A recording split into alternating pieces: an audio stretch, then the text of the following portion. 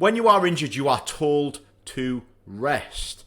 You are told to elevate the injured area and ice it and compress it and go in the plunge pool and have a cold shower and all the rest of this crap and take medication. Man, I really, really hope you take this one away, because the power of isometric training when you are injured is unrivaled. I swear to God. It's unrivaled in the extremely quick restoration of your range of motion, and it is unrivaled in the reduction of joint pain post-injury. Honestly, this is the most powerful thing I have in my arsenal. Whenever I have joint pain, I'm doing isometric training for a few days afterwards to get rid of that pain, then I'm back to normal again. Anytime anybody asks me for help on ankle injuries, knee injuries, elbow injuries, the first thing I'm recommending to them, I'm figuring out how to work the area of concern isometrically. Right, anyway, let's move on and let's get straight into it. My name is Paul Green. I'm a former British paratrooper and Special Forces Support Group operator. I have been fortunate enough to be a PTI in one of the most elite units in the world. I've seen a whole host of crazy performance and a whole host of injuries from these men that work in these elite units. The amount of demands that are placed on their body, obviously there is going to be some dramas with them goings on. So, that's me. That's my experience. I have a unique perspective on all of these matters through working with physiotherapists and exercise rehab instructors over the past few years on a day-to-day basis. I'd like to say I have absorbed as much as I can from working with them, how they operate in the clinics and how they operate in the gym. So that's what I bring to the party.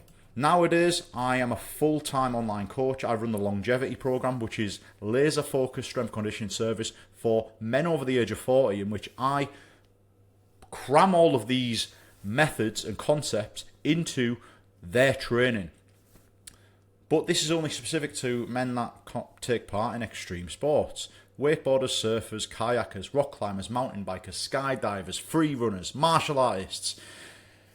And the longevity program aims to keep men doing them crazy endeavours for as long as possible. So if that's something you're interested in, crack on. There's links on my channel. Treat yourselves. But the plan for today is we're going to talk about passive interventions for injuries and exercise interventions after injury. What is better? We are told off the doctor, we are told off the physio, we are told off every single person, your mum, your family, rest. Oh, you want to be careful with that. Should you really be doing that when you're injured? Is it the best thing to do? We'll tap into that. We're going to talk specifically, this main part of this video is about isometric training.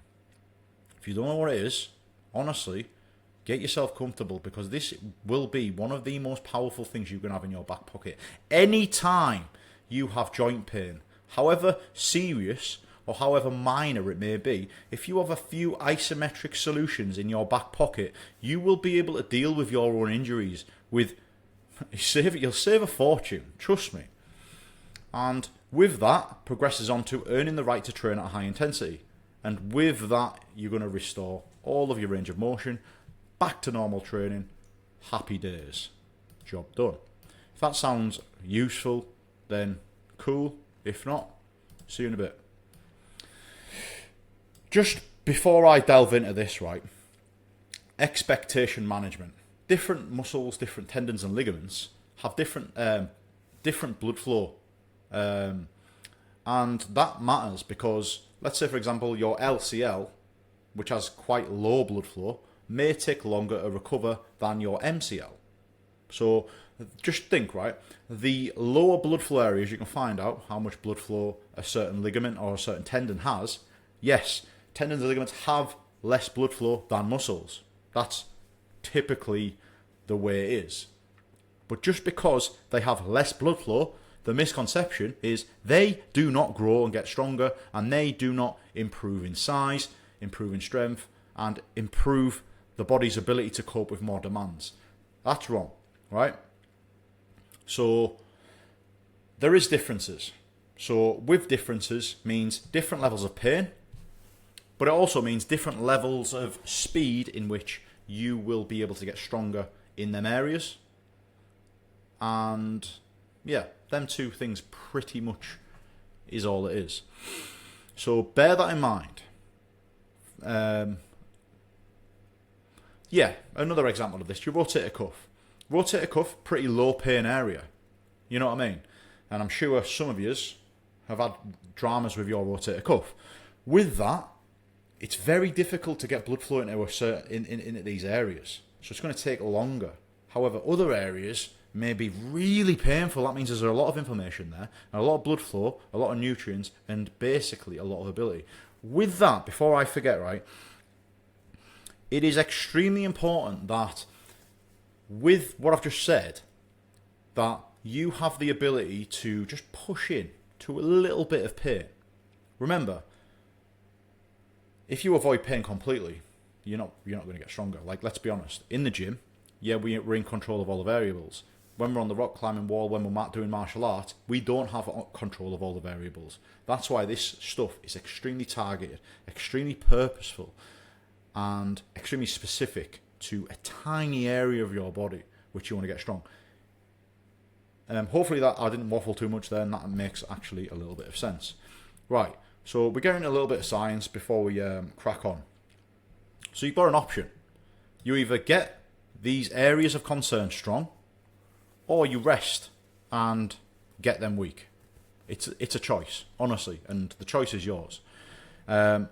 Hopefully, if you're on this channel, you've subscribed to this channel, then you are in the bracket which has aspirations to get strong and train. So we have a study by Karanasios et al., which says this is literally a massive systematic review, 2,100 people, 30 trials, and the tendinopathy, right? So specifically to tendons. The ligaments, slightly different, but this is one of the biggest ones out there. And it just says, the conclusion straight up, exercise interventions have better outcomes than passive interventions, which means exercise, when you are injured, when you have tendinopathy, is better than rest.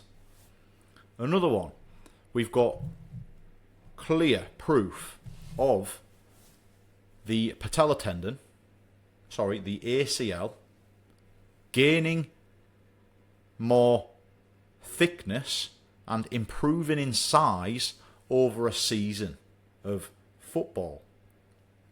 And that's in a female who has less, is blessed less with genetics. You see straight away, look, bosh, it's thicker. So the ACL responds really well to exercise. So then you think, what type of exercise can we do to really target these areas of concern? So that brings us to the most powerful thing, in my opinion, and that is isometric training, right? And not many people do isometric training.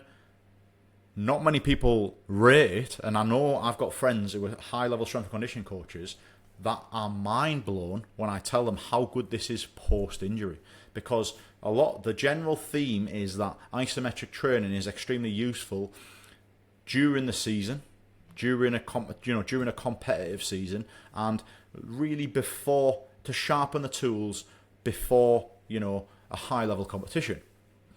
And then when I'm telling them it's absolutely ridiculously useful post-injury, no matter about the severity of your injury, the first thing I'm looking to do with people on the longevity program that come to me with issues is, how can I isometrically load that area, restore range of motion, and restore their right to train at high intensity, because they need to train at high intensity when they're on their program, because without high intensity they never get strong, they never get resilient, and they'll never improve their athleticism. Anyway, you can clearly see this is a passionate subject of mine. So let's actually rein it in and start talking about what the slides actually say, because I could talk about this all day, gentlemen. Right, muscle contractions of varying length / intensity where there is no or very little change in the joint angle. That's what isometric contractions are. That's what isometric is. And they can be extremely focused to a certain part of a muscle or tendon or ligament. Whereas traditional resistance training cannot be so localized, that cannot be so specific. Where we do a bicep curl, for example, we work the majority of the bicep. Now, if we were to do a certain type of isometric bicep curl, where our elbow is in a certain position, we would focus solely on, let's say, the bottom part of the bicep, which would focus more on the tendons and ligaments of the elbow joint. Does that make sense? So, just a couple of snapshots here for examples. So, we've got a wall sit. Absolutely love wall sits. Really good for loading the patellar tendon. If you've got patellar tendon dramas,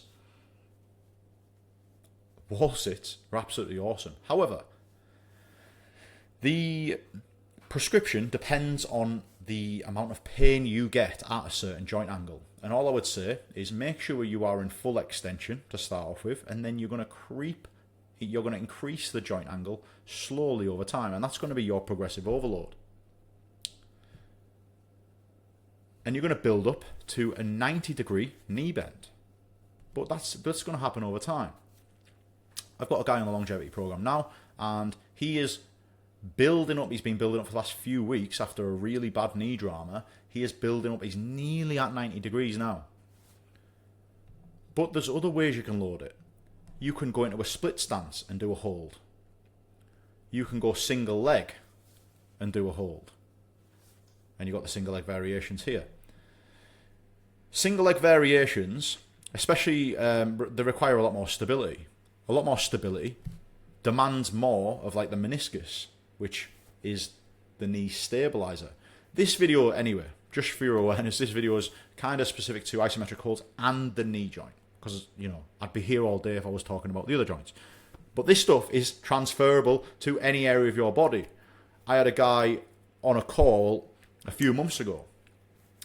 He told me specifically he had an issue with a tiny muscle in the back of his knee.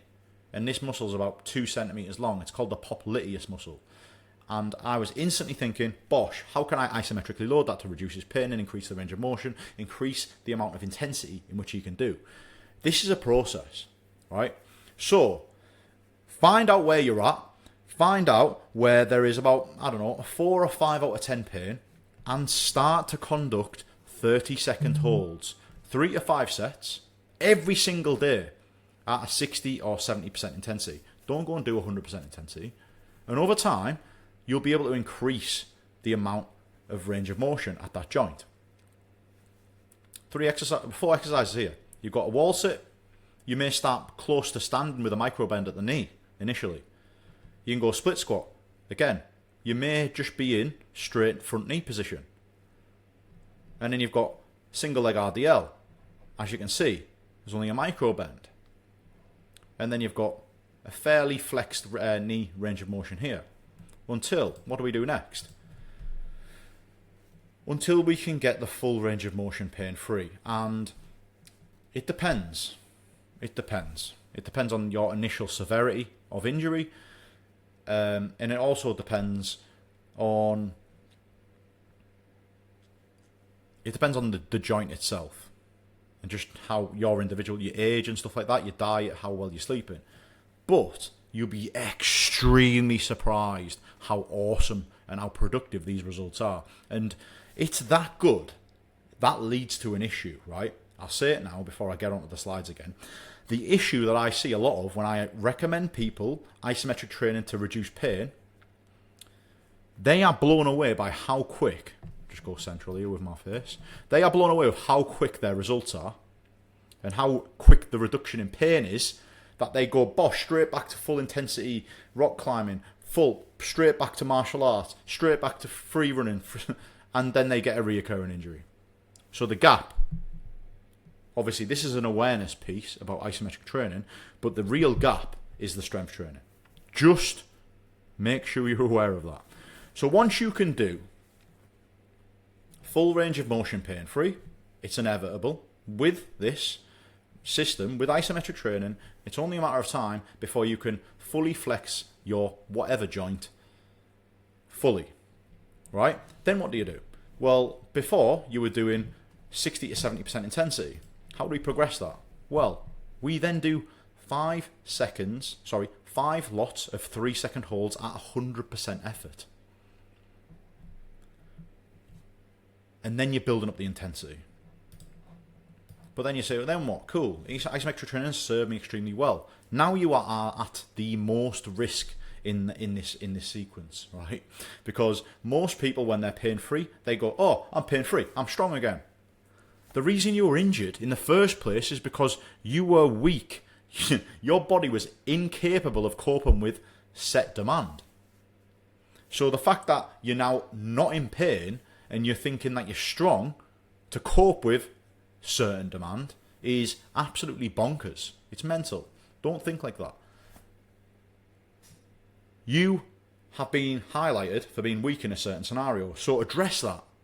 Yes, it's absolutely awesome being pain-free. Now you can then progress to addressing the issue, which is that joint was weak. That joint now needs to be strong and resilient. Simple as that. Depending on severity, will dictate whether you can skip a step or two of this.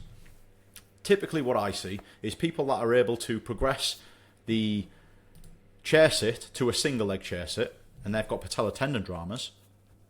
Usually at this point here, they can start to do bodyweight squats. Bodyweight squats to a 90-degree knee bend. Bear that in mind. However, if you've got a serious drama and there's other parts of your knee at play with issues, with tears and stuff like that, you may have to be a bit more slow in that approach. So it's a little bit of trial and error. You might have to go from isometric to eccentric only. So you'd basically use assistance to pull yourself back up, and you would just do like a 10-second lowering phase all the way to 90-degree knee bend. After a little bit of that, you'd add some load, crack on with that, eccentric only. And eccentric is the lengthening of the target muscle. After that, you do concentric only. And then you go on to full range of motion, which full range is just normal, effective strength training. Because what we're doing here is, let's be honest, right? If we go back to these exercises, all of these exercises here can be done body weight, right? And what we're doing is we're using a muscle contraction, because if you're injured, you can pretty much say that that area of the body is extremely weak at this time. So what we are doing is we are using a muscle contraction to apply progressive overload. So it doesn't always have to be adding weight on the bar. We can simply add a different muscle contraction to overload that muscle and get that joint eventually more stronger. And then full range of motion, effective strength training, that would be your normal strength training. You just need to do this because it's not just about building strength. It's about building resilience, so then the recurring injuries have no chance at all of coming back. So with this, the main thing is, as you can probably see, 60 to 70% intensity. I'm assuming that you have a close to severe injury, right? And as you can see, you've progressed onto 3 seconds at 100% effort. And a previously injured area, that would suggest that you have to earn the right to train at high intensity. It's important that you do that. Just respect it's a process, right? But this is honestly a fast process. I swear to God, this is a fast process. Isometric training in your toolbox will get rid of elbow issues, knee issues so quickly. Every time I have an elbow issue, isometric training. So just to wrap it up then, 2 priorities whenever you're injured, and rest is not one of them priorities. The priorities are, how can I isometrically load that area? And the second priority is, so you're isometrically loading the area in order to increase the range of motion. And the second priority is, how can I increase the intensity? How can I earn the right to increase the intensity in which I'm training? Because if you're just tickling the muscles, tickling the joints, they're just not going to get stronger. They're going to go into that same situation, the reason you got injured, back into that same situation and crumble for the same reasons. You have done nothing to improve the strength or the resilience of that area of your body. So rest is not a solution, is it? Because rest, when you rest, where does that joint get stronger and more capable to cope with the demands in which you put it on? It doesn't. And that's where the gap is, which is the longevity program. These are the 3 12-week blocks of the longevity program, which is a cool story. Gentlemen, I said this video would be 15 minutes. I did take an extra 5 minutes of your time. I do appreciate it. This is a very passionate subject of mine. Thank you for sticking around. Hopefully you found it useful, and I will see you tomorrow.